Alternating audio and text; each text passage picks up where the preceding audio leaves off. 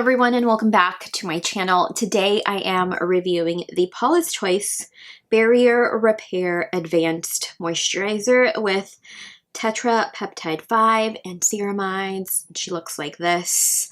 Paula's Choice kindly sent this over as part of PR and I am not getting paid to share my thoughts and opinions with you all today. If you're new here, my name is Nadia and I'm a licensed esthetician who loves to test and review skincare products. Consider subscribing to my channel if you love product reviews. Paula's Choice describes this as an advanced repairing moisturizer that strengthens, smooths, and improves skin's barrier in 30 minutes, and it locks in all-day hydration.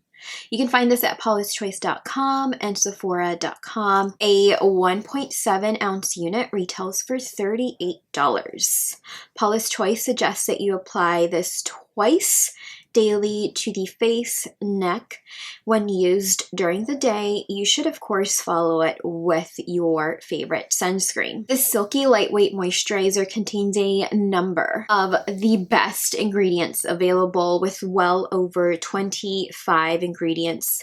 We see skin identical ceramides, tetrapeptide 5, watermelon seed oil, shea butter, squalane, sodium hyaluronate.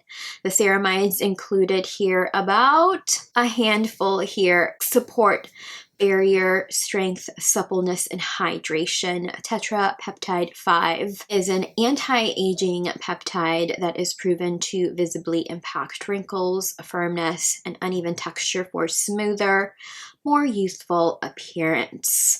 I love that we see squalane within this formula, an antioxidant that is perfect for drier, cooler months, as this skincare ingredient prevents moisture loss and restores skin's suppleness. I first used this on November 12th. When I first received this, I seriously thought that this would be a thick cream, but upon first use, I noted that it was a very lotion-like. The air was particularly dry in November, so my skin literally soaked this up so quickly.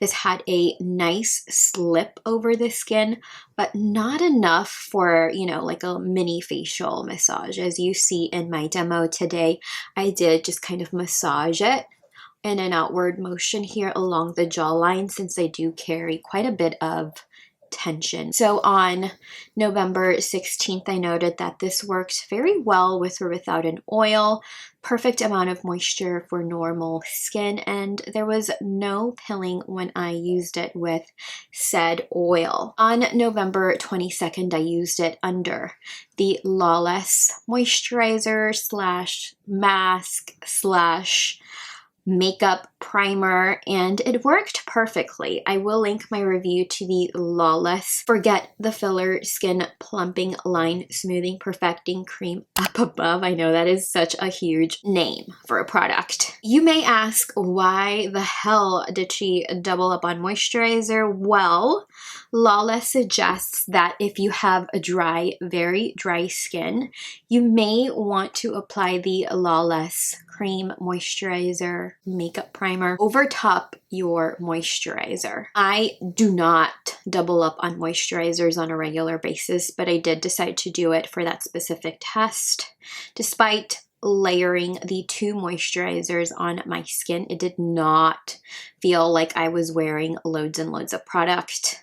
I slept very comfortably. I started to use a heater on November 26th, and immediately my skin was zapped of its moisture. If you don't know, heaters zap your skin of their moisture. So you may be stressing your skin out environmentally if you constantly have the heater on. So your skin may feel drier because of that. I know that our California winters may look and feel completely different to your winter, but my skin still kind of notices the drop in temperatures, and it does become a little bit more stressed because of that. My last set of notes here, December 6th, I have been using this nightly, as I have been using the heater on my way to and from work at times, and sometimes at home. Because I have been using this, however, my skin feels balanced. There's very minimal dryness, and I have been bringing it down to the décolleté and chest area, and it's not heavy, sticky, or bothersome at all. I am going to try my best in 2024 to bring just everything down to the girls down here, because the signs of aging, they are a-comin'. I have used a number of moisturizers over the years, gel-based, cream-based, thick, buttery creams. I definitely prefer lotions like these. The thickest moisturizer my skin can tolerate on a seasonal basis is a Drunk Elephant's La La Retro Whipped Cream. The season would be, of course, winter. The thickest moisturizer I have used and tested, however, is Honey Halo by FARMACY. I don't have one here with me, but we do have one in the restroom. So my boyfriend, partner, he leans drier, so sometimes he'll dip into that. I will link my review to Honey Halo up above. I could tolerate that in the coolest of California winters, and similar to this, that also includes ceramides, which I think are essential for sensitive skin, compromised skin, or skin that again can become compromised by the environment. This does not contain some of my favorite skin soothers, so look elsewhere if your skin is prone to irritation and redness during the winter months. Of the three mentioned here, La La Retro retails for $64, and they do make a refill, which retails for $54. Honey Halo retails for $48, and the Paula's Choice Barrier Repair Advanced Moisturizer retails for $38. However, as far as richness is concerned, Honey Halo is first, quickly followed by La La Retro, and then this option is the lightest.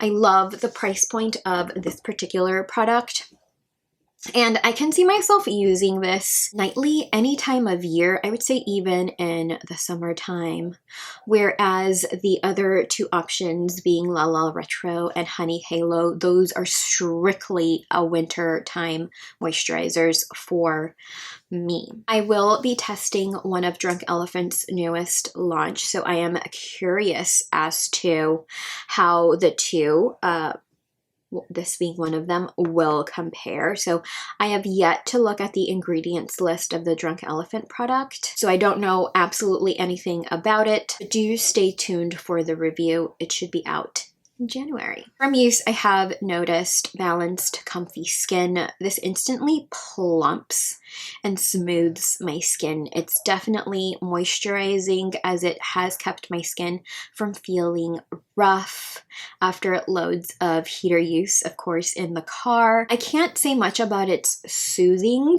abilities. To be honest, my skin hasn't been feeling particularly irritated or sensitive in a long time, so I can't necessarily speak to that. However, if you can, you are more than welcome to comment down below. This worked very well with a range of acid blends, retinols. I'll link my latest Medicate Crystal Retinol review up above for you, as this worked very well with the Medicate serum as well. This worked very well with the Medicate Hydrating Serum as well. Beautiful for hydrating nighttime routine. I did not use this during the day at all.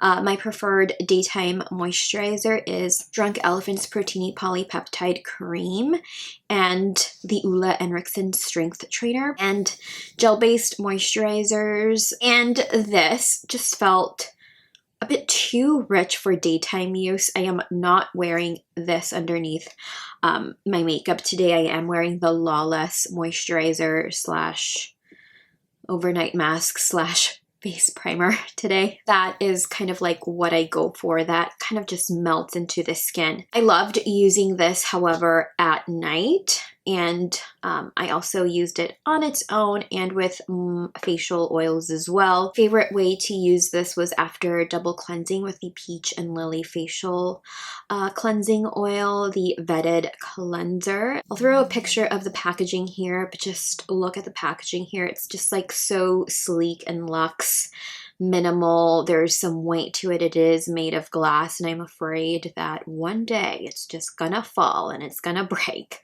But it's such a lovely formula. Then I'd tone with the Glow Recipe BHA PHA toner. Then I'd use the Medicate Hydrating Serum. And I'd use 1 to 1.5 pumps of this over the face, neck, and décolleté. This is the year where everything gets brought down to the chest, to the girls. So if I feel like I need additional moisture, I of course add some Drunk Elephant Virgin Marula oil. This I feel like would work well on sensitive skin, normal skin, maybe even combo skin.